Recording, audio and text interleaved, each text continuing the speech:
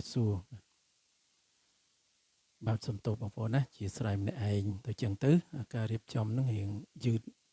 ទៅដាក់ទៅដប់ទ្រាំបានចុចកាមេរ៉ា play ហើយបានមកចាប់ឧបករណ៍ខ្លួនឯង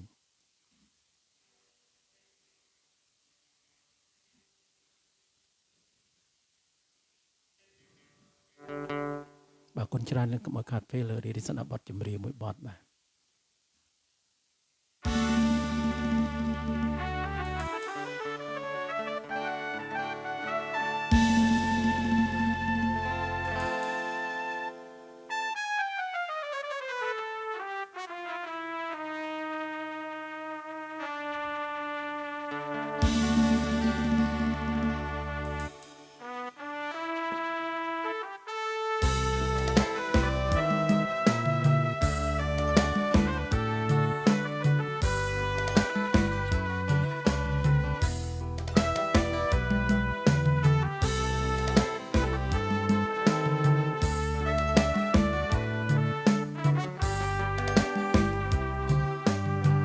អូ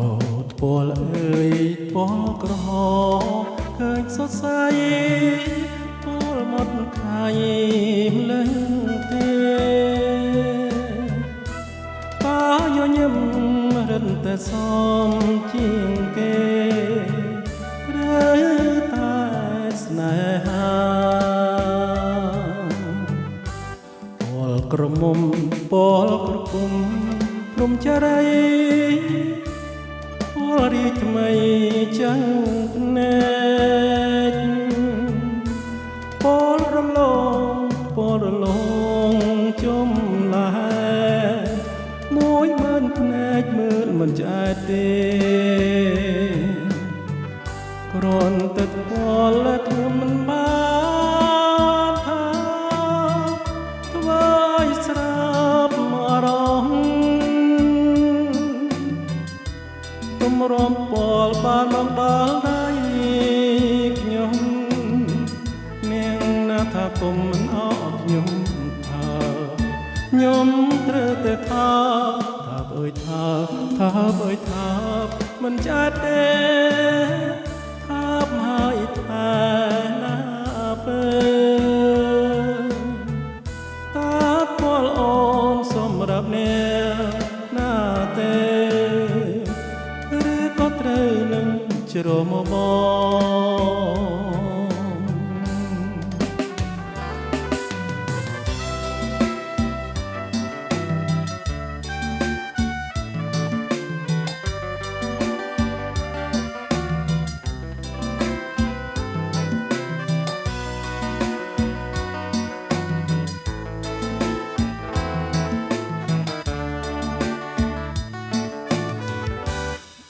អើយថាអើយថាមិនចាត់ទេថាហើយតែណាពេលតាពលអូនសម្រាប់អ្នកណាទេឬក៏ត្រូវនឹងជ្រមបងឬក៏ត្រូវនឹងជ្រមបង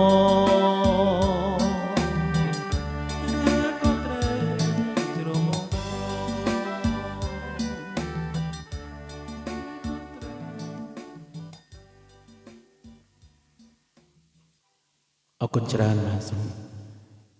ជួយគាំទ្របាទចុច like share និង subscribe ដល់ channel YouTube របស់ខ្ញុំបាទជាហនភ្លេងអ្នកមួយផងសូមរីករាយស្ដាប់នៅវីដេអូក្រោយៗទៀតបាទសូមអរគុណច្រើនបាទ